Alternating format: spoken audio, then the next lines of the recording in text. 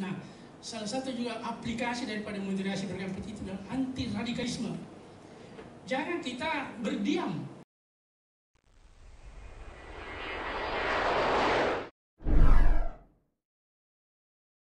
Bismillahirrahmanirrahim. Assalamualaikum warahmatullahi wabarakatuh. Salam sejahtera buat kita semua. Salam, Om Swastiastu, Namo Buddhaya, dan salam kebajikan. Hari ini puji syukur kehadirat Tuhan Yang Maha Esa, kita masih sempat Bapak Ibu sekalian berkumpul di tempat ini dalam rangka mengikuti kegiatan bagaimana moderasi beragama itu diaplikasikan dalam kehidupan kita sehari-hari. Perlu Bapak Ibu ketahui, insya Allah hari ini dan sesi ini adalah sesi terakhir untuk hari ini. Insya Allah kita akan diberikan materi oleh Prof. Akhir berkaitan tentang moderasi beragama dalam kehidupan multikultural. Perlu saya sampaikan ke Bapak Ibu sekalian, tetap semangat dalam mengikuti kegiatan kita pada hari ini. Langsung saja untuk mengefisienkan waktu, saya berikan kepada Bapak Profesor Muhammad Tahir Kasnawi MS untuk membawakan materi. Kepada beliau kami persilakan dengan hormat. Wabarakatuh. Selamat sore, salam sejahtera untuk kita semua. Baik, saya diberi tugas untuk menyampaikan macam pengantar diskusi ya, yang berkaitan dengan topik moderasi beragama dalam kehidupan multikultural. Sebagai latar belakang pengurus FKUB ya, ketua divisi bidang dialog, dan juga sebagai salah seorang ketua di Majelis Ulama Indonesia Sulawesi Selatan yang membidangi pendidikan dan kaderisasi, dan juga berbagai tugas-tugas kemasyarakatan lainnya. Ya, nanti dalam membawakan materi ini tentu saya akan lebih banyak ya dari perspektif Islam, bagaimana dia bisa menjadi salah satu agama yang dianut oleh mayoritas bangsa kita ini, harus dan wajib melakukan suatu performance atau kegiatan keagamaan yang dikatakan sini moderasi beragama ya, di dalam konteks kehidupan kita ini yang multikultural, multi berbagai macam dimensi kehidupan di Indonesia ini. Nah, kalau lihat dari sudut pandang misalnya agama ya yang mayoritas dipenuhi agama Islam, saya agak kesulitan untuk memberikan sebetulnya harus mulai dari mana ini memberikan intronya ini untuk topik ini, karena ya sebagai agama yang saya sebagai salah seorang penganutnya, yaitu memang sebagai salah satu agama yang menjadi sumber rahmat bagi semesta alam ya, dengan berbagai macam nanti implikasinya, berbagai macam implementasinya di dalam kehidupan masyarakat. Nah, saya hanya sekedar mengutip di sini ada dari ayat 1 yang katakan ya, wa ma arsalnaka illa rahmatan lil alamin. Saya kira populer sekali di mana-mana baca, tidaklah saya utus engkau Muhammad kecuali menjadi rahmat ya. Jadi rahmat ini kata kunci nanti yang akan menjadi berbagai macam implikasi-implikasi dalam kehidupan bersama dalam konteks multikultural. Lalu kemudian dilengkapi lagi oleh Nabi yang mengatakan innama bu'istu liyutammima makarimal akhlak. Sesungguhnya saya ini diutus, dibangkitkan untuk menyempurnakan akhlak. Jadi dengan dua petikan ini sebetulnya sudah menunjukkan posisi, misi, dan tujuan risalah Nabi Muhammad melalui agama Islam itu kepada umat manusia, yang saya konsepkan di sini sebagai the ultimate goal ya, tujuan utama daripada risalah ini. Nah, kalau kita lihat Islam sendiri, sebelum saya masuk kepada kemajemukan masyarakat kita ini, sebetulnya Islam itu mengajarkan nilai yang disebut dengan tawazun ya, keseimbangan di dalam setiap aspek kehidupan manusia, antara dunia dan akhirat ya, antara badania fisik dan rohania mental, keseimbangannya, antara individu dan masyarakat. Nah, ini kunci-kunci daripada elaborasi dari pengertian tawazun tadi, keseimbangan. Dan ini dalam diri masing-masing penganutnya itu menuntut terwujudnya apa yang dikenal selama ini dengan istilah kesalehan individu. Bagaimana individu melakukan amal soleh untuk kepentingan hubungannya dengan tuannya, dan juga kesalahan sosial, bagaimana karya-karya baik untuk kemaslahatan masyarakatnya. Dan itu sebetulnya indikator utama yang harus kita ukur untuk bagaimana pengamalan moderasi beragama dari perspektif agama Islam tadi. Nah, doktrin dan nilai Islam akan membawa keselamatan bagi umatnya, yaitu doktrin. Itu hanya bisa terwujud bila diyakininya, jadi diyakini kebenarannya, difahami bagaimana penafsiran-penafsiran, bagaimana hal-hal yang berkaitan dengan ajaran-ajaran itu, dan diamalkan. Nah itu, jadi diyakini harus menjadi keyakinan kebenarannya, difahami berbagai macam elemen ajarannya, kemudian diamalkan di dalam berbagai macam kehidupan dalam berbagai dimensi, dan secara kafah. Ini konsep tentang kafah itu secara total, ya, secara total, Nah, pengamalan ajaran ini berlangsung di tengah-tengah masyarakat yang tidak hampa oleh nilai sosial dan budaya yang ada. Dalam hal ini kita berbicara mengenai konteks masyarakat Indonesia atau masyarakat Sulawesi Selatan secara spesifik. Nah, masalah yang kita anggap masyarakat Indonesia itu dikenal sebagai bangsa yang paling heterogen di dunia ini. Penulis-penulis mengatakan bangsa Indonesia itu the most heterogeneous people in the world. Baik dilihat dari segi fisiknya, ada 13.000 kilo pulau-pulau yang bertebaran, bermacam warna-warna kulit yang ada, dan juga terutama sosial budaya dengan berbagai macam aplikasi-aplikasi dalam kehidupan mereka. Itu disitulah heterogenitas yang kita berada di hidup di tengah itu. Nah, oleh karena itu dari perspektif agama, ya, dan dalam hal ini saya dari Islam, dua syarat mutlak untuk menjadikan Islam itu fungsional. Artinya mampu memberikan manfaat yang sebesar-besarnya bagi manusia penganutnya untuk mencapai tadi itu rahmatil alamin, keselamatan dirinya, kesalehan pribadi dan kehidupan sosial itu hanya ada dua syaratnya saja. Yang pertama, bagaimana penganutnya itu memahami Islam secara benar. Jadi tidak harus memahami Islam secara benar, dalil-dalilnya, penafsirannya, interpretasi, dan berbagai macam implikasi-implikasi untuk pengamalannya di tengah-tengah masyarakat. Itu syarat. Nah, yang kedua, dan harus bergandengan pemahaman tentang kondisi sosial budaya masyarakat di mana Islam itu diamalkan. Dia tidak bisa hanya memahami dan tidak memahami kondisi masyarakatnya. Ya, itu pasangan yang tidak bisa dipisahkan. Nah, ketika salah satunya pincang, maka akan terjadi suatu pengamalan yang berimplikasi negatif dalam kehidupan masyarakat. Nah, oleh karena itu saya coba mengkonfigurasikan, memberikan klasifikasi yang populer ini berdasarkan dua prasyarat fungsional tadi itu, fungsional Islam. Yang pertama, ada kelompok yang paham Islam secara benar, dia mengerti betul dalil-dalilnya, tafsirannya dan segala macam, tapi tidak paham kondisi sosial masyarakat di mana dia akan terpraktikkan Islam. Nah, di sini ada kelompok begitu, paham betul itu, dia hafal sampai sekolahnya sampai di mana. Tapi dia tidak bisa memahami masyarakat di mana ajaran itu diri. Nah, ini yang mungkin, ya, menurut pada saya ini yang masuk fundamentalis barangkali. Sangat paham di agamanya, tapi dia tidak paham di mana ini mau diterapkan agama ini. Nah, inilah kelompok fundamentalis yang kadang-kadang sangat eksklusif. Ya, bahkan membuat perkampungan sendiri, membuat apa sendiri, sehingga sebetulnya ya dia tidak berada pada suatu masyarakat yang real yang kita hidup bersama ini, itu masyarakat maju. Itu satu.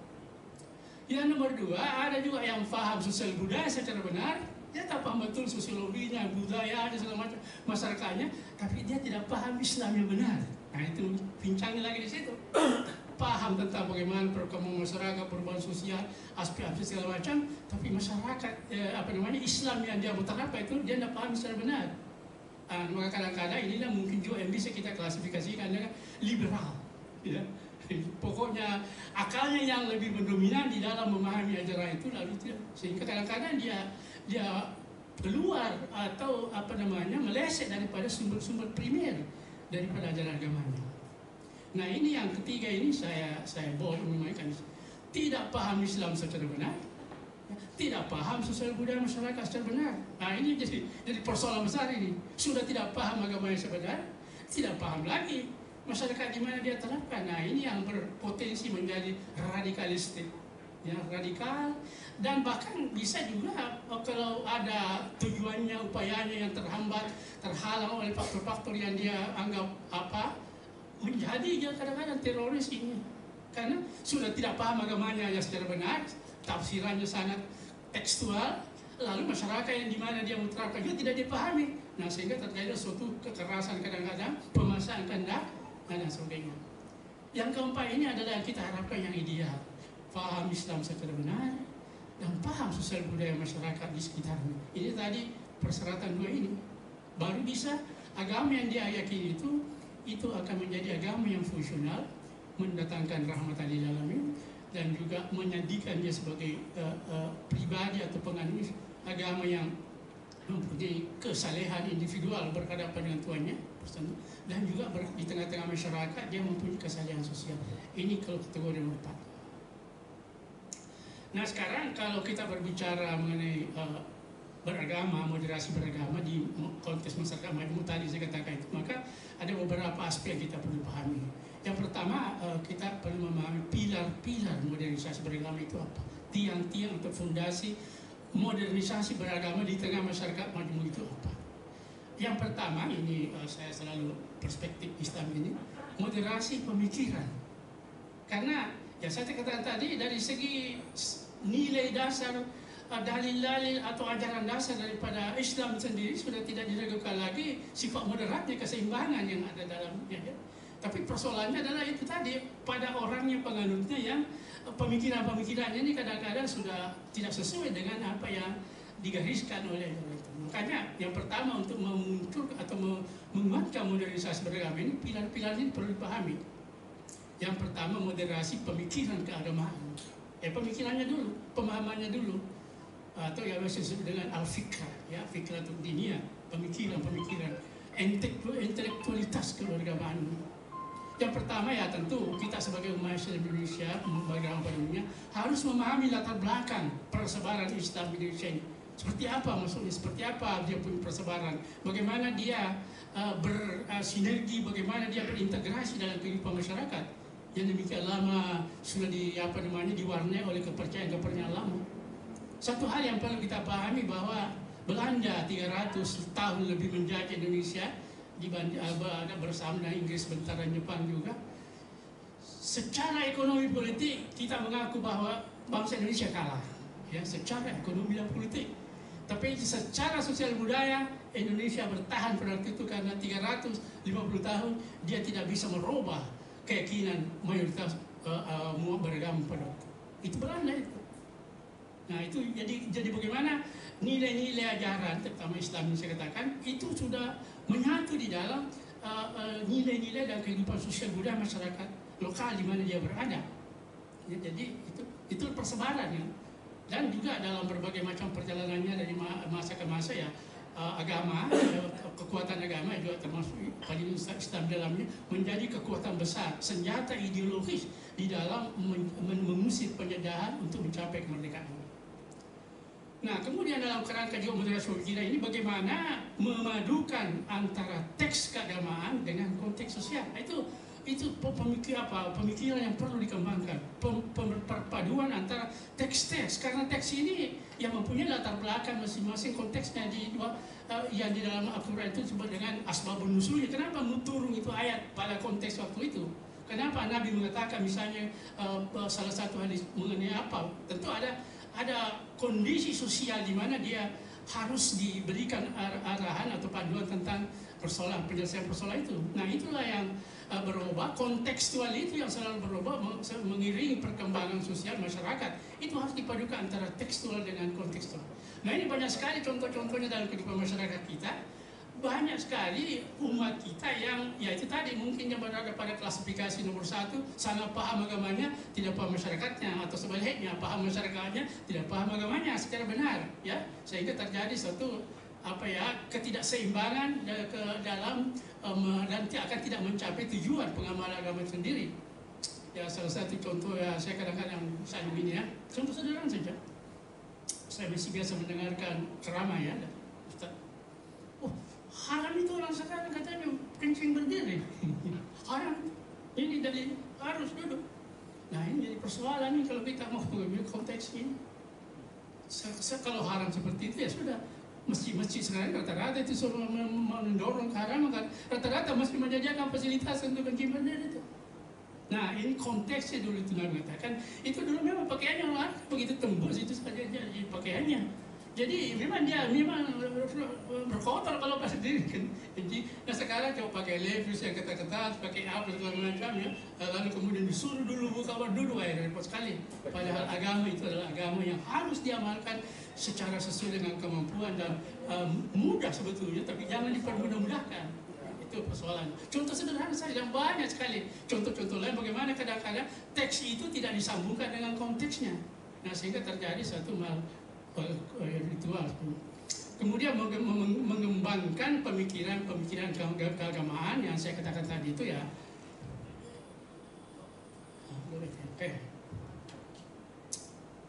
Yang saya katakan tadi itu ya ada keseimbangan antara elemen-elemen yang ada dalam kehidupan manusia kita ini. Ada moderat atau tawassut ya, dan moderasi mutawassut berada di posisi tengah ya. Kemudian ada tasamuh, toleransi. Inilah cabang-cabang pemikiran yang harus dikembangkan sebetulnya untuk menjadikan itu kehidupan beragama kita menjadi lebih moderat dan menghindari pemikiran yang ekstrim radikal yang hanya memenangkan dirinya sendiri yang di dalam istilah ini at-tatarruf. Nah, apa sebetulnya yang menjadi menjadi sumber daripada berbagai macam konflik-konflik antara umat beragama yang kita biasa saksikan, termasuk kasus-kasus di Kalimantan Barat ini baru-baru di Jawa Barat. Kalau kita perhatikan ya, ada dua faktor utama yang kelihatannya ini memang ya kadang-kadang dipahami secara teks, lalu kemudian tidak dilaksanakan secara kontekstual. Yang pertama bahwa memang sifat agama itu harus bersifat keyakinan absolut ya. Harus diyakini bahwa kita beragama ini harus meyakini agama kita yang benar. Itu kalau tidak meyakini kebenaran agama kita salah juga ya. Harus meyakini kebenaran. Tapi yang persoalan sekarang karena keyakinan absolut seperti itu menjadikan dia rejectionist. Ya, menolak atau menyalahkan yang bukan keyakinannya. Nah, di situ terjadilah kadang-kadang pemasaran Nah, yang kedua yang memang menjadi banyak sekali sumber persoalan sekarang itu adalah bahwa semua agama-agama saya kira ya, itu adalah misionaris. Tidak ada agama besar di dunia ini yang hanya tumbuh dan berkembang di tempatnya dia lahir. Dia selalu menyebar seluruh dunia. Dan itu memang menjadi juga kewajiban daripada penganut agama itu ya. Saudara-saudara kita misalnya dari Nasrani yang mengatakan, tebarkanlah cinta kasih di muka bumi. Itu satu ajaran. Sedangkan Nabi juga di Islam sampaikanlah ke muka bumi ini walaupun satu ayat. Jadi semua memang ada karakter misionarisnya itu. Tapi persoalannya ketika faktor ini menyebabkan orang saling bentrokan, tabrakan di tengah-tengah masyarakat. Jadi makanya ya itulah sebetulnya aspek mengapa pemerintah turun tangan dalam kaitan dengan membuat aturan-aturan yang berkaitan dengan relasi, berkaitan dengan pembangunan rumah beribadah dan sebagainya. Bukan keyakinannya dipersoalkan oleh pemerintah, tapi faktor ekses sosial yang menjadi tanggung jawab pemerintah untuk jangan sampai terjadi akibat daripada perbedaan yang melewati dosis pengamatan tadi ini. Jadi persoalannya. Nah, dari perspektif yang lagi tadi itu masalah pemikiran untuk membawa kepada moderasi. Yang kedua adalah gerakan amar ma'ruf nahi mungkar dalam semangat dakwah. Ini hal dua ini yang harus menjadi pilar daripada moderasi beragama menurut perspektif Islam. Harus ada gerakannya, harus ada perimplementasi di tengah masyarakat. Di sini dalam bentuk gerakan amar ma'ruf nahi mungkar. Nah, di dalam Islam ada namanya al-ma'ruf. Hal-hal yang bagus kan dikatakan amar ma'ruf. Nah, ada juga dikatakan itu biasa al-haq, kebenaran. Ada juga al-hasan. Macam-macam itu konsep berkaitan dengan yang benar. Tapi dalam kehidupan masyarakat maka digunakan al-ma'ruf. Amar ma'ruf, apa yang dikatakan, apa artinya amar ma'ruf? Saya pernah tanya kepada ahli tafsir, al-ma'ruf itu adalah suatu kebaikan yang menjadi kesepakatan bersama sama masyarakat di situ, wah ini bagus. Gotong royong membersihkan jalan itu ma'ruf. Bagaimana bersikap apa terhadap dan sebagainya itu ma'ruf. Jadi ma'ruf itu adalah suatu konsep kebajikan yang menjadi konvensi atau kesepakatan bersama masyarakat di situ. Itu ma'ruf. Dan makanya amar ma'ruf ya saling memberilah nasihat, himbauan supaya berma'ruf, amar ma'ruf. Dan sebenarnya juga nahi mungkar ya harus memberi peringatan supaya mungkar itu jangan terjadi. Kemungkaran juga itu adalah suatu konsep mengenai hal-hal yang negatif dalam kehidupan manusia yang menjadi definisinya dari masyarakat bahwa ini yang dinamakan mungkar. Nah, tentu dalam semangat dakwah bil hal wal mau'idah hasanah ini strategi dan konsep dakwah himbauan amar ma'ruf dan nahi mungkar di kalangan Islam itu ya, kegerakan harus dakwah bil hikmah dengan bijak begitu ya, bukan dengan pemaksaan, bukan dengan kekerasan dan sebagainya. Wal mau'idah hasanah, teladan yang bagus. Nah ini saya kira ini tadi implementasi dari Nabi yang boleh dikatakan sempurna teladannya sebagai teladan, dan itu diharapkan bahwa keteladanan ini harus menjadi tampil sebagai bagian daripada amar ma'ruf nahi mungkar.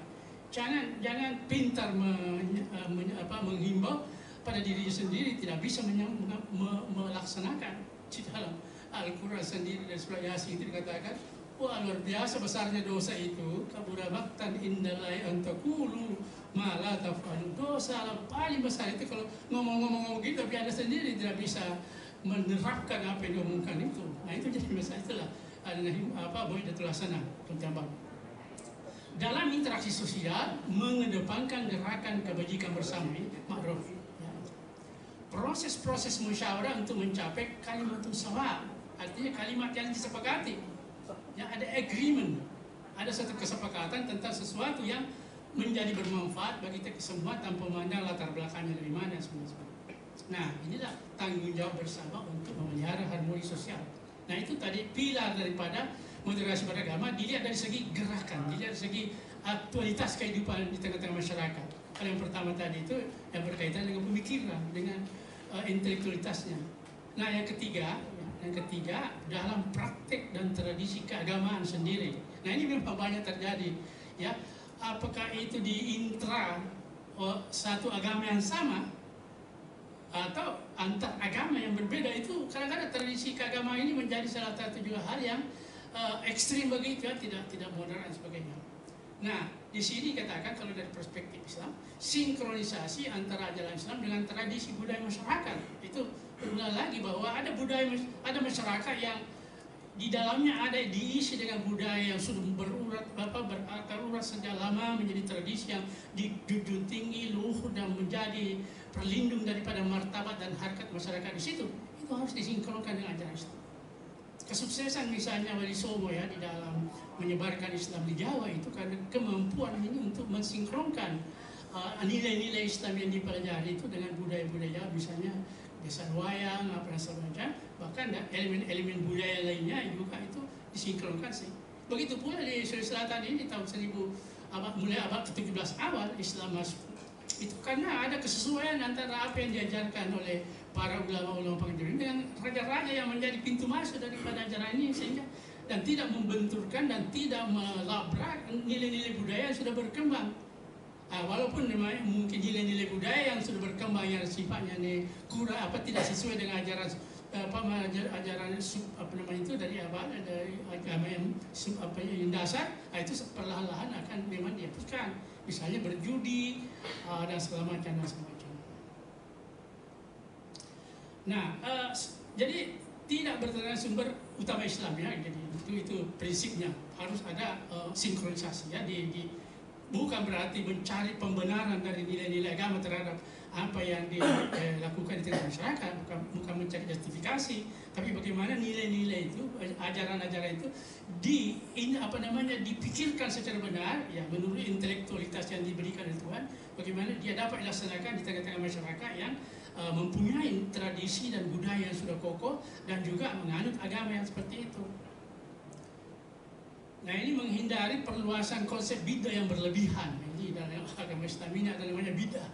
Bidah itu adalah satu praktek-praktek kehidupan yang dianggap atau dipercaya tidak sesuai dengan yang diucapkan dan diteladankan oleh Rasulullah SAW. Itu yang pengertian umum daripada bidah. Nah ini kadang-kadang bidah ini diartikan terlalu meluas, ya, apa saja yang tidak sesuai dengan Nabi, oh ya itu bidah. Dan anunya lagi dibawa bidah itu, kullu bid'atun dalalah, kullu dalalah fi finnar. Semua bidah itu sesat dan semua yang sesat itu di neraka, Wak. Sampai ya saya terus terang kadang-kadang di kampus saya ini, kadang-kadang saya lihat ini mahasiswa ini ya memang perlu diberikan lagi satu pemahaman moderasi kan, biar cara-caranya Nabi itu diri apa begini ya, jadinya hitung-hitung, so itu dulu ada gambarnya itu harus diikuti. Biar cara apa ya itu kaki, posisi kaki dengan itu juga ada gambarnya di situ, simulasinya, dan itu harus diikuti, kalau tidak beda lagi. Ya, wah, macam-macam ini saya bilang, kalau begini kita jadi sempit sekali yang masalah. Padahal sebetulnya banyak sekali hal yang harus dikaitkan dengan tadi itu antara bisa dibayangkan sekarang kalau prokes ini banyak sekali bedanya barangkali prokes ini. Ya kalau mau dipikirkan itu bahwa tidak bisa begitu, tidak bisa gini, karena banyak sekali cara-cara beragama sekarang yang tidak sesuai dengan memang yang persis apa yang ditunjukkan oleh Nabi pada waktu itu. Sekarang harus ada jarak 1,5 meter, misalnya 1 meter lah. Nabi mengatakan ya rapat-rapat dan lurus. Sampai ada mubalik mengatakan dulu katanya waktu Nabi hidup ada juga wabah, wabah. Pagi kena, sorenya mati. Kawan. Tapi tidak pernah katanya bisa dirubah itu cara sholat. Harus tetap. Itu bagaimana hebatnya dulu itu wabah itu. Paginya kena, sore mati. Tapi tetap tidak berubah itu. Tapi ada juga tafsiran lain bahwa Nabi dulu ya kalau ada wabah, ada apa, semuanya di rumah, ada sebagainya. Jadi ada, tapi yang memegang ini kuat juga dia punya himbauan. Nah ini kan jadi persoalan kalau mau, itu yang saya katakan overdosis ya, terlalu disesaki, terlalu diluaskan, ini sebetulnya pengertian. Menurut para ahli-ahli juga agama mengatakan bid'ah itu adalah praktek-praktek yang di luar daripada apa yang diajarkan Nabi dan ditelanjangkan, yang berkaitan dengan masalah-masalah ibadah. Ya, kalau berkaitan dengan masalah kehidupan beliau sebagai bashar, sebagai manusia, ya itu tidak bisa dia dikatakan ini apa, karena cara berpakaian, cara apa dan sebagainya kan dia mengikuti kebiasaan manusia dasar. Menjadikan tradisi budaya masyarakat lokal sebagai instrumen untuk memperkaya syiar agama. Ya, saya kira ini contoh-contohnya dalam Islam itu tradisi maulid, tradisi perkawinan dan sebagainya, itu sebetulnya adalah budaya lokal yang bisa dijadikan instrumen untuk memperkaya syiar, bukan syariah yang dipersoalkan, syiar. Bagaimana memberikan syiar, efek sosial bagi kegiatan keagamaan sehingga masyarakat akan semakin tertarik. Ya, melaksanakan ibadah sesuai dengan keyakinan masing-masing. Nah ini baik dari segi intra antara agama satu sendiri dengan bermacam-macam sektor maupun antar beragama, yang harus ini dianjurkan dan diberi peluang dan itu sesuai dengan hukum untuk melaksanakan ibadah sesuai dengan masing-masing. Nah kalau kita sekarang telah tadi itu pilarnya, sekarang bagaimana perwujudannya, konkretisasi daripada modernisasi dalam kehidupan masyarakat sekarang yang aktual sekarang. Yang pertama ya perwujudan moderasi beragama itulah masyarakat bangsa multikultural seperti Indonesia ini, satu, komitmen dan tanggung jawab hidup berbangsa dan bernegara. Harus ditunjukkan itu sifat-sifat moderasi daripada agama masing-masing itu terhadap keterikatan dan tanggung jawab kita dalam hidup bernegara yang masyarakatnya majemuk. Dan kalau kita lihat sejarah perjuangan bangsa Indonesia, kita lihat konfigurasi masyarakat yang di Indonesia Nusantara ini, ya saya biasa bilang sebetulnya itu kalau kita menjadi satu bangsa yang secara sosial budaya satu, mungkin kita cocoknya itu satu negara dengan Malaysia, ya. Kalau kita satu Malaysia dengan Melayu lah, atau ya sekarang ini kita menjadi satu bangsa yang heterogen itu luar biasa, ya, bergabung dengan saudara-saudara kita dari Papua, saudara kita dari Ambon, saudara kita dari Dayak, saudara kita dari segala macam, semua lebih 900 etnis yang ada di Indonesia ini, dan itulah membangun satu kehidupan berbangsa yang heterogen, ya, dan negara yang kokoh seperti ini, negara kesatuan, dan kepatuhan kita terhadap asas-asas kehidupan berbangsa itu adalah berdasarkan apa yang ada di dalam konstitusi dan peraturan-peraturan turunannya, undang-undang yang dibentuk, mulai dari ideologi Pancasila kita terikat dengan sila-sila itu semua, karena saya yakin sila-sila yang 5 itu tidak ada satu pun yang bertentangan dengan agama apapun yang kita peluk secara di Indonesia ini. Kemudian ada peraturan-peraturan yang diturunkan oleh pemangku kebijakan, turunan daripada peraturan-peraturan itu semua menjadi satu tanggung jawab kita untuk komitmen terhadap itu. Itu satu bukti bahwa kita ini mewujudkan hidup moderasi beragama. Satu. Yang kedua, menerima dan menjalankan nilai-nilai Pancasila sebagai bagian dari pengalaman di agama. Ini kan sudah spesifik. Nah, Pancasila kadang-kadang terlalu banyak di ini, mungkin dalam diskursus mengenai kehidupan politik kaitannya dengan agama selama ini, Pancasila dan agama itu selalu yang paling banyak porsi persoalannya. Padahal sebetulnya Pancasila itu sudah finish dan dia ditetapkan sebagai konstitusi negara kita waktu itu dan diterima. Ada 3 versi memang sebetulnya yang perlu kita pahami tentang Pancasila ini ya, dan sebetulnya ketiga versi ini juga tidak ada sedikit pun yang bertentangan dengan agama.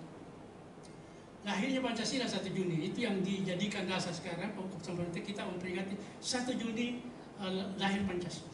Tapi 1 Juni 1945 itu belum menjadi satu patokan negara, ya. Jadi dianggap sebagai the intellectual history of Pancasila. Nah, itu 1 Juni itu disitulah kemampuan intelektualitas dari Bung Karno untuk menyampaikan gagasannya tentang sila-sila dasar-dasar negara yang mampu mempersatukan kita, yang mampu mewujudkan kita. Jadi dikatakan the historical Pancasila itu, intellectual history. Yang kedua, apa yang disebut dengan tanggal 22 Juni. Ya, 22 Juni 1945 yang waktu itu dikenal dengan Piagam Jakarta. Piagam Jakarta ini juga memang satu dokumen Pancasila yang tidak bisa kita lupakan, tidak bisa kita hapus begitu saja. Tapi itu hanya itu pun belum laku sebagai konstitusi negara. Itu dikatakan sebagai the political history of Pancasila. Itulah tokoh-tokoh politik berkumpul di situ memadukan pemahamannya tentang dasar negara yang bisa mempersatukan. Lahirlah itu Piagam Jakarta. Tetapi ada koreksi menjelang proklamasi, ya, menjelang diberlakukannya pada tanggal 18 Agustus ada koreksi bahwa dihilangkan ada kata-kata yang eksklusif untuk agama tertentu, khususnya agama Islam dihilangkan, tetapi itu kemudian menjadi the constitutional history of Pancasila 18 Agustus. Itulah yang kita pedomani sekarang itu. Lahirnya itu secara konstitusional 18 Agustus bersamaan dengan pemilihan Bung Karno dan Bung Hatta sebagai presiden wakil presiden. Nah, harus kita konsisten dan komitmen dalam mengamankan ini konstitusi ini, karena memang saya katakan tadi tidak ada sedikit pun agama yang mempunyai nilai dasar yang bertentangan dengan kelima dasar ini. Yang kedua adalah penguatan semangat toleransi. Saya kira ini sudah sangat jelas ya, bagaimana toleransi itu kemampuan memahami, kemampuan menerima perbedaan-perbedaan. Itu inti daripada toleransi sebenarnya, kemampuan. Nah, ini sangat jelas sekali kalau dari perspektif Islam. Surat Al-Hujurat ayat 10 sampai 14-15 itu secara rinci sekali itu memberikan satu panduan tentang bagaimana toleransi sosial ini dipelihara di tengah masyarakat. Sampai dilarang wala tajassatu, jangan suka cari-cari kesalahan orang. Wala yaghtab ba'dukum min ba'd, jangan suka berhoax itu. Berburuk sangka, karena sebagian buruk sangka itu dosa sebetulnya. Wala tanabazu bil alqab, dan jangan suka manggil-manggil orang dengan kata-kata yang tidak baik, cebong, kampret, apa itu seperti itu, dilarang, ada seperti itu. Nah itu semua ada rinci sekali, bahkan dilarang masuk ke rumah yang apa dan seterusnya. Kalau dari perspektif Islam, dan saya yakin agama-agama juga begitu. Jadi yang dikedepankan di sini adalah pemahaman, penerimaan, ya, tentang pikiran-pikiran, praktek-praktek masyarakat yang berbeda dengan kita. Nah ini tadi persoalannya ketika yang kelompok 3 ini, kelompok yang ketiga ini tidak memahami masyarakat di mana dia berada, ya, walaupun dia mengaku memahami agamanya. Nah ini tabas kiri, tabas kanan, sembarang dia lakukan untuk menguasai kehendaknya. Ya, menerima prinsip setuju dalam ketidaksetujuan, agree on an agreement. Pokoknya memang ada hal-hal yang kita tidak bisa setuju bersama secara bulat. Jangankan antara umat beragama, antara masyarakat, antara satu kelompok masyarakat beragama sendiri itu kadang ada tidak setuju tentang sesuatu persoalan yang ya diharapkan setuju tapi tidak bisa setuju. Ya kita setuju saja untuk tidak setuju.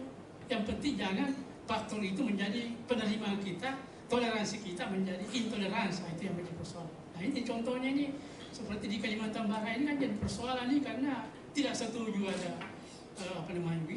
rumah ibadah yang tapi dia langsungkan tidak setujunya itu dengan kekerasan dan kan menjadi masalah karena sudah berkaitan dengan masalah hukum. Nah, salah satu juga aplikasi daripada moderasi beragama itu adalah anti radikalisme. Jangan kita berdiam, jangan kita merasa memahami dan menerima radikalisme. Ya, harus kita selalu berada pada posisi yang berhadapan dengan radikalisme karena radikalisme itu apabila diberi peluang, diberi toleransi yang lalu kemudian dia akan berpotensi untuk menjadi terorisme itu karena kadang-kadang di dalam radikalisme itu dia berhimpitan dengan masalah perasaan ketidakadilan, mungkin kebijakan-kebijakannya yang merasa dia tidak adil dari segi akses, ekonomi, jabatan dan segala macam. Nah, disitulah radikalisme kadang-kadang menjelma menjadi terorisme sehingga memaksakan kehendaknya melakukan perusahaan. Jadi tidak bisa kita berdiam melihat radikalisme ini. Harus ada upaya-upaya yang saya persingkat saja Pak. Nah sekarang memang tantangan moderasi beragama itu kuat, besar ya. Sedikit ya. Yang pertama kebebasan berdasarkan HAM yang berlebihan yang ditimbulkan oleh sistem demokrasi liberal. Ini tantangan nyata yang juga memang harus dihadapi bahwa sekarang ini kan ada hak asasi manusia yang memberikan suatu hak yang sangat besar untuk kebebasan individual ya, yang sangat individualistik yang kemudian dibarengi dengan sistem demokrasi liberal yang sangat bebas kita laksanakan sekarang ini sehingga ini tantangan yang nyata berada di tengah-tengah kita tapi tidak bisa kita tapi menjadi tantangan untuk kita hadapi dalam konteks bagaimana kita membangun moderasi beragama karena nanti kaitannya juga dengan kegiatan agama. Nah persoalan yang terjadi menjadi tantangan di sini adalah ketimpangan dalam relasi kuasa. Ada kalau kita lihat teori Marxisme, teori konflik memang ada perbedaan power di antara kelompok-kelompok masyarakat ini dan kelompok masyarakat yang berada pada subordinat ini memang kadang-kadang mengalami tekanan, mengalami ketidakadilan daripada kelompok yang superordinat. Nah, di sini terjadi kadang-kadang pemikiran-pemikiran radikal dengan membawa bendera agama dan kemudian kalau dia tidak menemukan satu jalan keluar yang bagus maka dia mengarah kepada terorisme dan sebagainya. Kemajuan iptek ini yang sangat luar biasa ini sebetulnya juga tantangan moderasi beragama. Kemajuan iptek khususnya teknologi informasi yang permudah kelompok anti moderasi beragama terkonsolidasi melalui sistem jaring. Ini kan masalah besar ini. Ibu-ibu kadang-kadang itu di kota atau di pedalaman anaknya kok ditangkap atau di apa ini? Padahal anaknya di kamar terus jarang dia keluar sepenuhnya itu. Kenapa ditangkap? Kenapa dia ini? Nah, bagaimana anak di dalam kamar dia berkoordinasi dengan di tim, dengan di sumber, dengan di mana-mana kan melalui teknologi informasi. Di situ persoalannya tantangan luar biasa ini.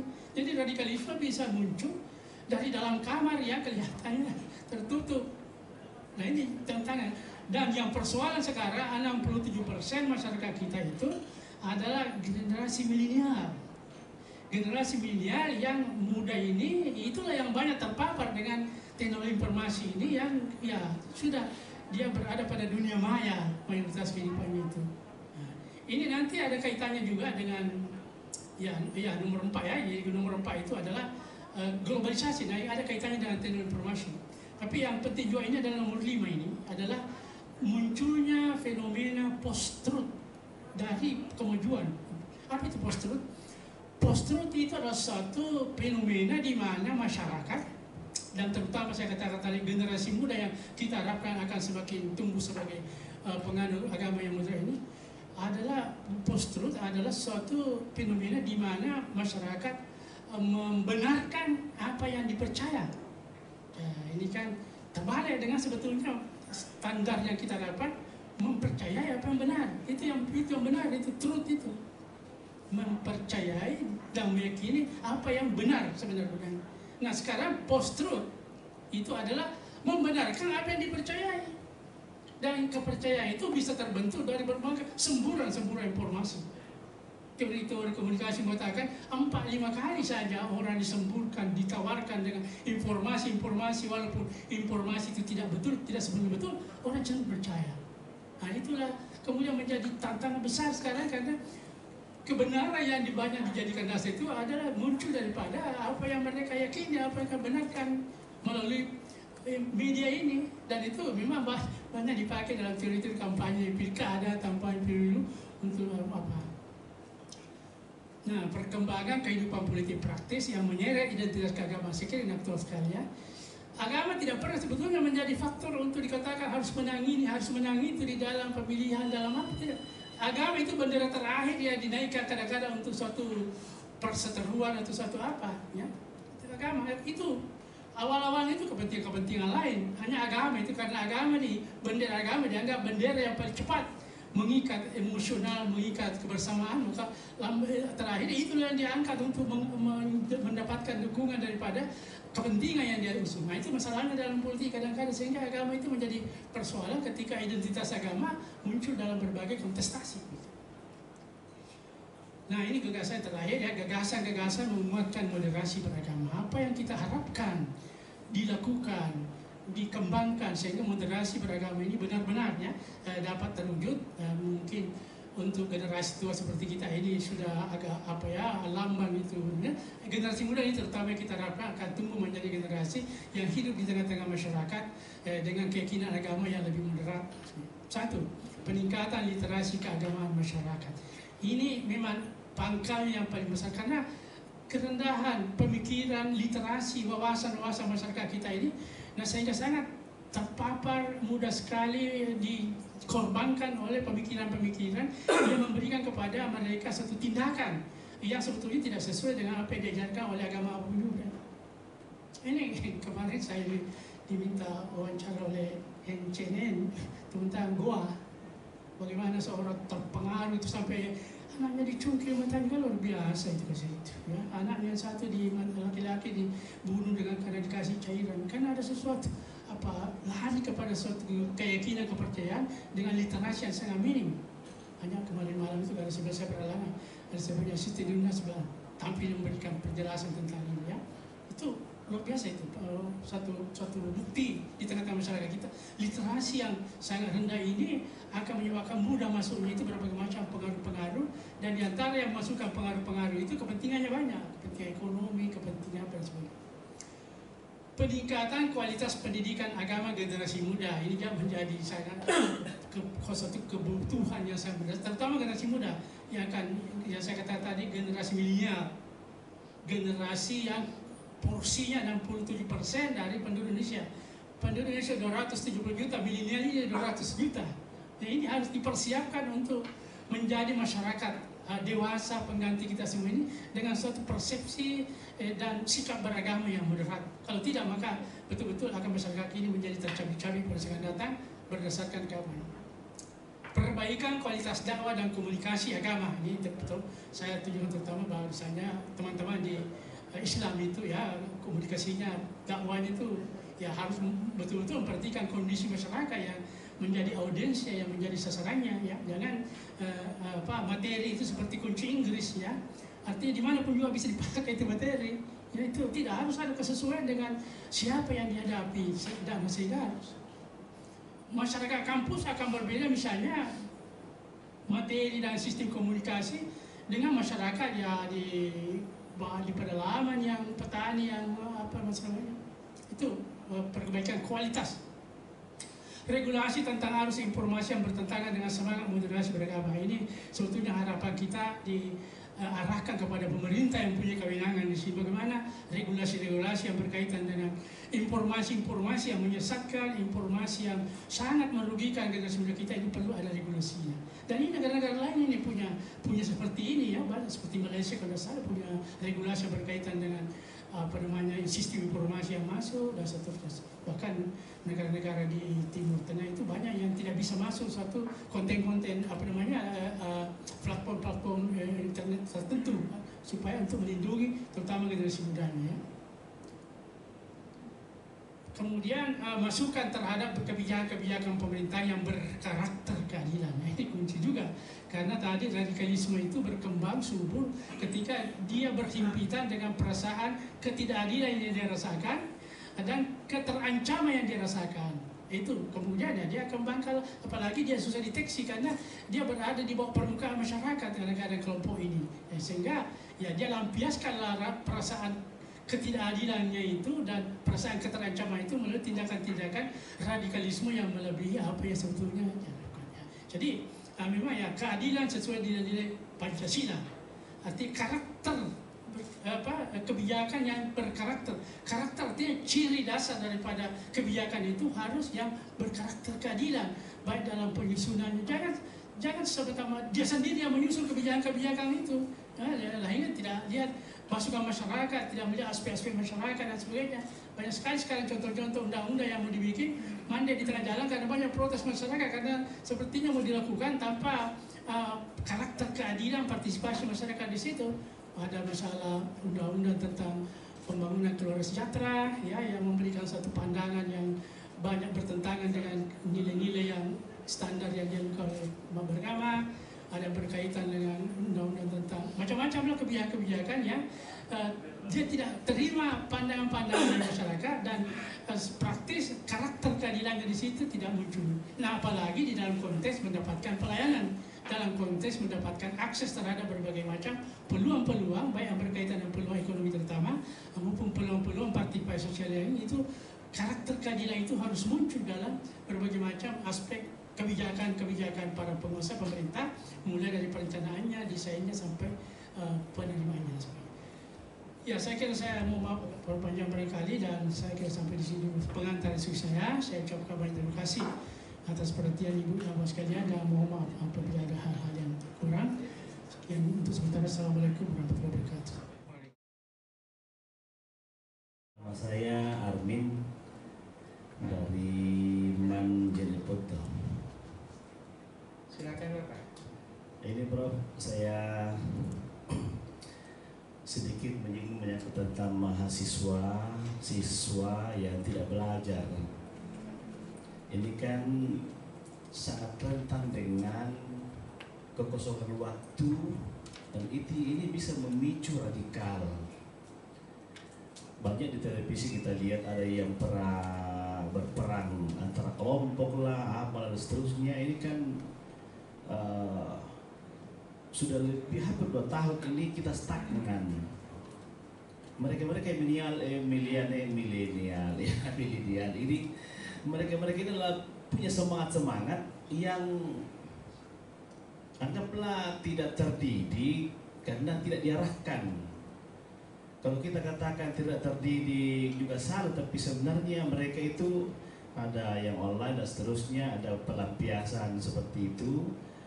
Tetapi mereka yang di desa, di daerah, yang tidak punya signal, tidak punya kuota, tidak punya laptop, HP dan seterusnya, kan mereka itu akan melampiaskan kegiatannya, energinya ke tempat lain. Ini dalam jangka 2 tahun ini itu sangat berbekas untuk masa depannya. Dan kalau ini kita tidak cepat untuk melakukan sesuatu yang positif bagi anak kita, ini sangat berbahaya. Saya rasa, menurut kesimpulan saya, bahwa mereka ini sangat berpotensi ke depan. Seperti Prof tadi, bahwa kalau milenial ini,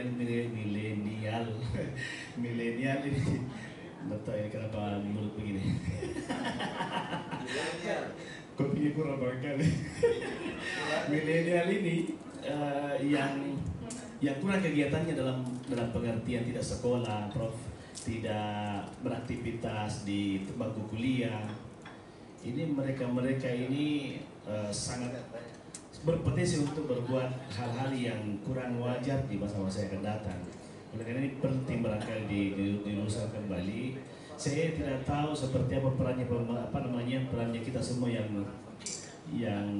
ilmuwan dan seterusnya untuk mempercepat pembelajaran mahasiswa dengan kita seperti takut sekali dengan corona. Tidak tahu saya seperti apa itu. Saya tidak tahu seperti dibuat begitu. Saya mau maaf, kesimpulan saya seperti itu, Prof.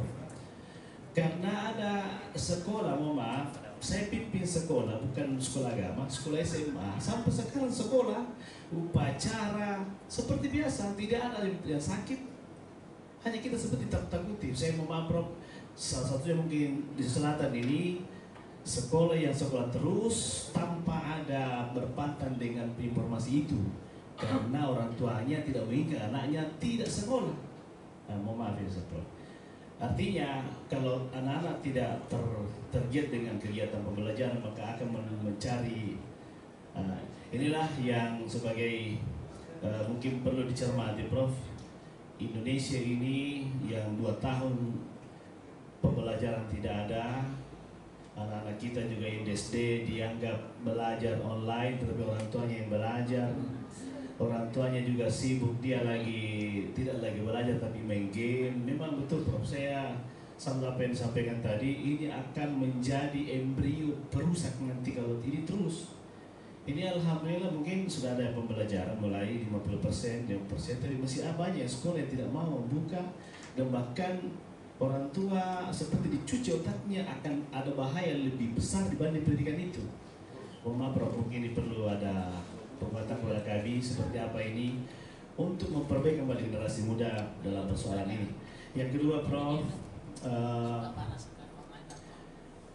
perguruan tinggi ini biasanya, mahasiswa biasanya beliau ini mereka adalah semangat yang selalu menjadi garis depan dalam memprotes, meluruskan segala hal yang meragukan dalam keputusan DPR, MPR dan seterusnya.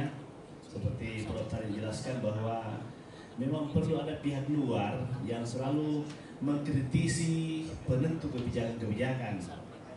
Memang perlu. Karena ketika ini tidak ada kritikan, ini memicu konflik memang. Memicu konflik. Saya justru pernah berdebat dengan teman-teman, Prof, mohon maaf ini, FKUB itu tidak perlu mungkin ada aturannya. Bahwa harus ada aturan undang-undang apa, bahwa sekian orang pengurusnya baru bikin rumah ibadah. Saya kira tidak perlu itu. Inilah kebebasan. Ketika 3 orang, 4 orang kaum Kristiani berada di lingkungan Muslim mungkin dan dia butuh rumah ibadah, silakan saja. Tapi mampukah kita terima itu? Itu yang perlu penguatan, diperbaiki. Karena kalau kita selalu terkungkung dengan aturan yang ada ini, kita akan selamanya selalu mengukur ke situ, lalu kemudian itu jadikan sebagai dalil untuk memarahi orang. Aturan-aturan saya maaf hanya sekedar pikiran yang sangat rendah ini. Iya, kemarin ada di sini di jalan di belakangnya stadion itu ada gereja Toraja di Belibis. Itu kan kecil, kemudian membeli beberapa tempat rumah penduduk, tapi penduduk di sekitarnya orang Muslim semua. Ketika mau direhab, itu tantangan luar biasa. Tapi jemaahnya banyak dari sekitar sini. Artinya keterpaksaan untuk membangun ini itu karena banyak jemaahnya yang tidak termuat di situ dan banyak orang yang mau beribadah ke sana. Tapi dipaksa juga oleh situasi undang-undang ini tidak boleh membangun di tempat Muslim. Mungkin sebaliknya seperti itu di tempat-tempat lain kan banyak juga masjid yang tidak bisa dibangun karena di sekitarnya banyak non-Muslim. Nah, itu maksudnya hal seperti ini bisa undang-undang memang memicu untuk konflik. Bisakah itu hal seperti itu dipertahankan terus? Karena masih banyak di antara kita yang belum memahami bagaimana toleransi dan seterusnya. Bagaimana kalau kita plural saja toleransi seperti alami, seperti yang disampaikan tadi di terakhir luar biasa itu. Terima kasih Bapak atas kesempatan. Terima kasih atas kesempatan yang diberikan. Bismillahirrahmanirrahim. Assalamualaikum warahmatullahi wabarakatuh. Saya Ibu Supiana dari Iman Insan Semakia 2. Jadi ada sangat menarik tadi apa yang disampaikan oleh Prof tentang bagaimana cara kita untuk moderasi beragama. Nah, kita ketahui bahwa sebagai bangsa yang masyarakatnya amat sangat majemuk. Ya, kita sering menyaksikan adanya gerakan sosial akibat perbedaan pandangan di masyarakat kita, Pak Prof. Nah, ini bagaimana caranya untuk memberikan pengertian kepada masyarakat, karena kita ketahui bahwa Indonesia itu memang sangat multikultural. Kemudian yang kedua, biasanya ada umat beragama yang menghubungkan dengan kegiatan keagamaan dengan budaya. Jadi seperti ya, karena saya kebetulan pernah di Jogja, Prof. Jadi misalkan ritual memberikan sedekah ke laut. Nah, ini biasanya ada yang menghubungkan antara agama dengan ritual-ritual budaya yang ada biasa di masyarakat kita. Kemudian yang terakhir, Prof, yang ketiga mengenai bagaimana sih, karena kami dari madrasah ya, untuk memberikan pengertian kepada siswa-siswa kita tentang cara moderasi beragama yang baik, karena mereka kan tentunya kita harus bekali dengan paham-paham yang moderat kepada siswa. Saya kira itu saja. Terima kasih. Wassalamualaikum warahmatullahi wabarakatuh. Dapat dinetralisir, kan pemerintah sekarang mengatakan ya, kita sekarang berusaha mengalihkan ini pandemi ini menjadi endemi. Artinya pandemi tadinya secara internasional, ya. Endemi sekarang ya biar jadi kasus-kasus lokal saja begitu, yang bisa dikendalikan. Dan memang selain ekonomi, ya ini memang pendidikan, kan pendidikan masalah masa depan. Apalagi kita berbicara mengenai bonus demografi. Bonus demografi nanti 2028-2030 puncaknya. Dan di mana diharapkan di situ lebih 60% juga adalah angkatan kerja yang siap bekerja, dan mereka itu persoalan ketika yang tumbuh dari sekarang ini menjadi bagian daripada bonus demografi itu tidak bisa buat apa-apa karena dia tidak dibekali dengan pengetahuan, keterampilan dan karakter yang cocok untuk mendapatkan bonus itu demografi. Sehingga bonus demografi ini dua sisi matanya sama, tajamnya bagus untuk keuntungan, tajamnya juga bagus untuk merusak. Bagaimana bisa masyarakat akan mendapatkan bonus kalau tumbuh nanti angkatan kerja kita yang tidak ada keterampilannya, tidak ada kemampuan, karakternya juga sudah terbentuk nanti. Ini yang biasa disebut dengan lost generation, generasi yang hilang, bukan generasi yang mati, generasi yang hilang. Dia mencapai usia di mana diharapkan tampil sebagai pelaku-pelaku kegiatan masyarakat yang produktif, justru dia tidak bisa apa-apa karena pembinaannya kurang sekali, apalagi dengan pandemi ini. Itu memang menjadi kekhawatiran dari kita ini, terutama yang bergerak di bidang pendidikan, sehingga diharapkan ada langkah-langkah yang sangat tepat bagi pemerintah untuk memprioritaskan ini pemulihan di bidang pendidikan kalau nanti ini setelah kita melewati masa yang keras ini, untuk bersamaan katakanlah jangan dia dinomor duakan daripada agama dan ekonomi nanti penyembuhannya ini, karena dampaknya luar biasa terhadap masa depan. Ya, nah masalah rumah ibadah ya, itu banyak sekali contohnya, dia sudah di Jawa Barat, terakhir di Kalimantan Timur dan Katingan.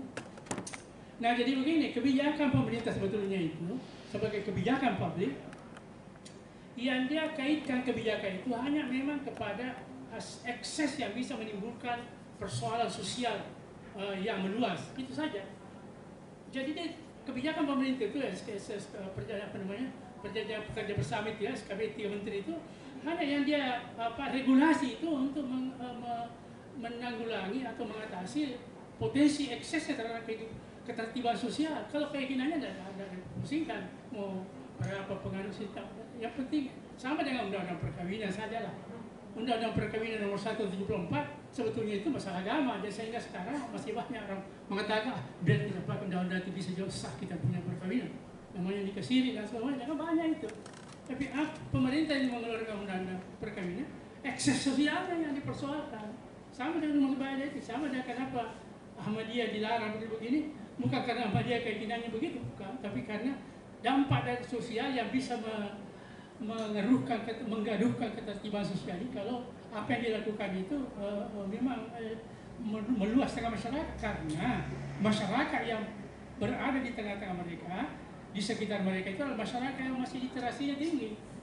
Andai kata masyarakat kita sudah seperti masyarakat di Selandia Baru, masyarakat di Norwegia, masyarakat di Eropa yang sudah sangat literasi bagus dan demokrasinya bagus, tidak ada masalah. Masyarakat ini masyarakat yang mudah sekali di Indonesia ini diberi satu rangsangan untuk melakukan tindakan anarkis, apalagi kalau sudah diberikan berita-berita hoax mengenai berbagai macam ketidakadilan yang akan mereka dapatkan.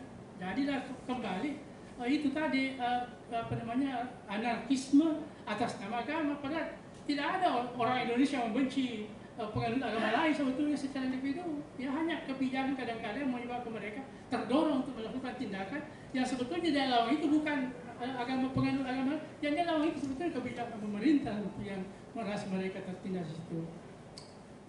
Ya Ibu Sufiana, ya memang begitulah persoalan bahwa kegiatan keagamaan kita itu tidak bisa dihindari, banyak sekali berbenturan dengan masalah kebiasaan budaya masyarakat. Itu adalah bagian tadi daripada moderasi. Bagaimana konteks kehidupan beragama, teks-teks kehidupan beragama ini dapat disinkronkan, ya bukan dikompromikan dalam pengertian, disinkronkan dengan nilai-nilai budaya. Nah, kata kuncinya ialah bahwa ketika nilai-nilai budaya mau dikaitkan dengan kehidupan beragama itu menyangkut sudah syirik, kepercayaan, akidah, katakanlah misalnya ya mempercayai bahwa dengan melakukan begini dia akan memberikan kepada kita suatu kekuatan yang melebihi dari pertolongan, melebihi daripada dari Allah Subhanahu Wa Taala misalnya ya Tuhan. Jadi ada keyakinan yang sudah belok. Nah di sini persoalannya ketika kita harus memang hati-hati di dalam melakukan integrasi antara nilai-nilai agama, ya nilai dasar agama dengan budaya masyarakat. Tapi sebetulnya budaya masyarakat itu umumnya tidak ada yang bertentangan dengan misalnya prosesi perkawinan, kegiatan-kegiatan budaya masyarakat yang dikaitkan.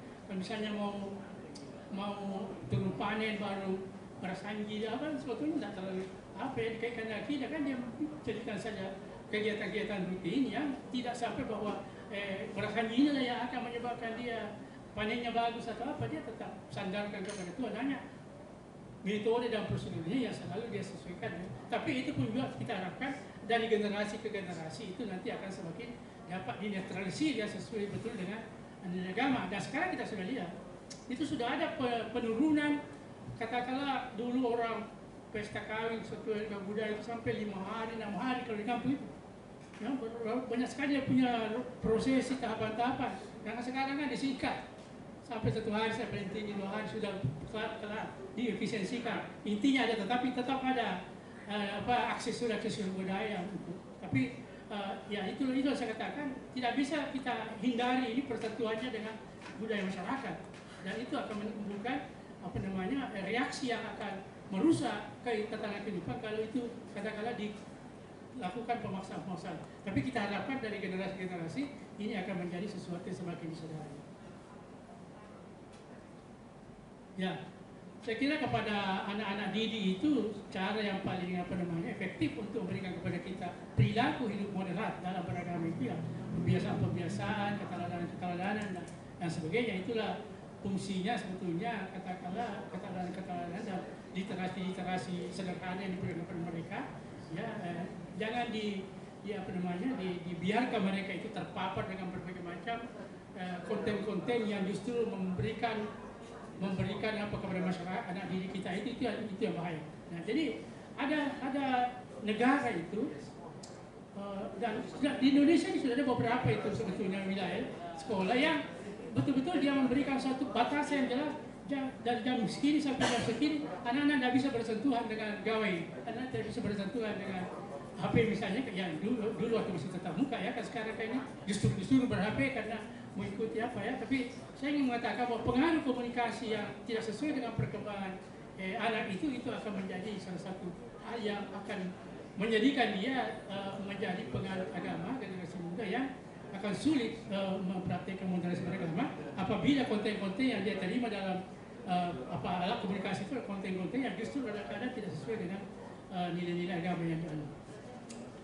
Yang terakhir ini Pak dari Tator ya, Pak sampai ya. Ya, apa yang Bapak ceritakan disampaikan mengenai bagaimana masyarakat Tato hidup sangat rukun antar umat beragama, dengan mempraktekkan tanpa banyak mengkomunikasikan, ya. Jadi terbalik tadi itu dari mengatakan tanpa mempraktekkan, justru itu saya alami. Bukan saya percaya, kalau saya alami sendiri, ya. Saya tinggal di Tato 3-4 bulan itu mengadakan pertiapan saya alami tinggal di rumahnya namanya Haji Paga di Tengan. Haji Paga itu omnya Pandilo mantan bupati, dia Katolik, ya. Anaknya Pandilo macam-macam, ada Hindu, ada apa, pokoknya satu rumah itu. Nah, saya pernah juga dengan Pak Salusu almarhum, Bapak Kedua Salusu almarhum, kemana-mana itu pakai hijab itu, urut dia terus juga waktu dia rumah sakit. Kemana-mana buku tadi dia. Jadi soal agama di Katolik tidak masalah memang, ya, tidak masalah memang, ya. Mungkin yang apa dari Katolik itu ya adalah bagaimana nanti perlahan-perlahan ini keyakinan-keyakinan lama itu dapat dikurangi dampaknya terhadap keyakinan-keyakinan beragama itu. Tapi secara sosial kita sangat mengakui bahwa Tongkona dengan berbagai macam dia punya ritual-ritual masa itu menjadi pemersatu bagi masyarakat. Nah, sekarang kebetulan ada mahasiswa saya itu yang S3 saya bimbing, dosen ini Kau Paulus, itu salah satu yang dia itu ya mengenai itu, mengenai kehidupan beragama di sana. Dan saya 2 bulan lalu ke Toraja juga, saya juga kagum itu melihat sepanjang Mengkende itu sampai tinggal saya di sisi gitu, sudah banyak masjid dan kemudian banyak bangunan-bangunan baru. Wah, luar biasa bangunan-bangunan baru. Banyak ya, berbeda dengan saya tinggal. Nah, itu mungkin bagaimana ini nilai budaya tetap ditonjolkan sebagai suatu masyarakat yang sangat tinggi secara budayanya dengan sebetulnya kegiatan-kegiatan keagamaan yang juga meningkat dengan harmonis satu sama lain. Walaupun ya memang gesekan-gesekan di antara para penganutnya karena faktor lain itu mungkin terjadi. Misalnya apa terjadi baru-baru misalnya di sekitar Ratibau, Bukit Ratibau kan, itu kan mau digusur pedagang-pedagang di situ ya, karena ada faktor mau direnovasi. Itu banyak sekali masalah contoh-contoh lakukan. Waktu musabat Al-Quran di Teratura itu ketua panitia itu Pak Yusirante, ketua panitianya Pak Yusirante, ketua Bapeda itu orang Kristen. Saya sama bapak saya masih selesai dengan itu ketua panitia yang tikoi yang di Teratura ya. Jadi banyak sekali contoh-contoh berkaitan dengan bagaimana hidup rukun ya di Teratura itu antar umat beragama sangat harmonis dan memang jangan lagi barangkali perlu diinformasikan sehingga dia bisa menjadi model bagi masyarakat lain di tempat-tempat lain. Ya. Nah, katakanlah mungkin sedikit berbeda dengan di Ambon. Ya, di Ambon itu agak keras itu batas-batas itu biar bersaudara kalau beda agama sulit itu untuk reuni itu biar bersaudara. Kalau beda agama itu agak terutama yang masyarakat yang relatif rendah. Nah kalau di Toraja terbalik kan biar tidak bersaudara, satu kelompok satu komponen apa semua bisa hidup dan damai. Ya saya kira itu gambaran dari Toraja dan kita apresiasi tentang itu. Ya ini pendataran ini saya juga lupa malah 3 minggu saya itu tahun 83 waktu masih dosen muda itu ya saya ke pendataran sampai kita hafal betul itu sekian puluh bukti itu. Dan apa yang Bapak katakan ya memang tenang, tertib tapi konteksnya memang berbeda karena waktu itu ya ada 3 trilogi itu ya, pertumbuhan, stabilitas dan pemerataan. Nah ini pertumbuhan harus didukung oleh stabilitas. Tidak bisa orang membangun, tidak bisa kalau tidak stabil. Untuk stabil harus dikuasai, diawasi semua, tidak boleh ada rumput-rumput yang bergoyang, yang lain goyangannya di luar daripada kebijakan. Nah, kemudian yang di pemerataan ini menjadi persoalan di belakang, muncullah demokrasi di belakang. Ya. Walaupun sebetulnya tadi itu sudah dirubah susunannya, yang menjelang jatuhnya itu Orde Baru dirubah cepat. Pertumbuhan baru pemerataan cepat-cepat, baru stabilitas di belakang, tapi tidak bisa terlambat. Karena kuenya ini sudah terlanjur dikuasai oleh kelompok tertentu yang tidak mau lagi bagi. Ini masalahnya sehingga terlanjur ada reformasi. Lalu reformasi ini jadi begini Pak, terakhirnya kita ini bernegara sudah 75 tahun. apa yang menyebabkan kita ini masih jauh-jauh daripada cita-cita keadilan sosial Pancasila itu? Persoalannya ialah kita ini kesinambungan sejarah kita ini, benang merah perjuangan kita ini terputus-putus di jalan. Bung Karno dulu sampai tahun 66 dari apa? Yang dia kembangkan itu kebanggaan berbangsa. Ya? Istilahnya nation building. Tidak ada kita dulu itu yang kita bangga pada Indonesia di bawah Bung Karno. Bung Karno jadi pahlawan internasional. Saya pernah kebetulan ke Maroko, berapa? Ada jalan seperti Petarali besar itu, jalan Soekarno. Begitu hebatnya itu Bung Karno secara terkenal. Dan kita bangga menjadi bangsa Indonesia, walaupun lapar-lapar ya. Kami terkenal di mana-mana. Apa yang dia bangun? Kebanggaan nasional. Masuk Orde Baru, jangan itu juga, bukan hilang itu kebanggaan itu. Jangan ekonomi, perut ini harus dihentikan. Karena lebih 600% itu terjadi inflasi, berarti kancur ekonomi, muncullah ini Orde Baru dengan ekonomi, pembangunan ekonomi. Dan memang kita rasakan selama 32 tahun Pak Harto memimpin, ekonomi kita tumbuh dengan bagus, rata-rata 3%, pendidikan kita meningkat sekali, rata-rata sudah menjadi bawah. Itu saja. Tapi yang kurang dari Pak Harto itu ya demokrasinya itu. Ya, kita ini harus reformasi demokrasi yang diperjuangkan. Pembangunan ekonomi oke masih ada jalan, tapi dia nomor 2. Terus terang. Yang sekarang nomor 1 itu demokrasi dan HAM. Itu yang jadi sekarang persoalan. Ini nomor 1 kan. Sehingga baru saja kemarin selesai pilkada, bicara lagi mengenai pilkada berikutnya. Baru selesai kemarin, bicara lagi pilkada berikutnya. Baru selesai pemilihan presiden 2019 lalu, sekarang sudah panas lagi pemilihan presiden, pada lagi 3 tahun. Jadi gaduh lagi masyarakat, karena kita ini politik, reformasi, politik, birokrasi, dan sebagainya yang menjadi persoalan utama dalam kehidupan bangsa.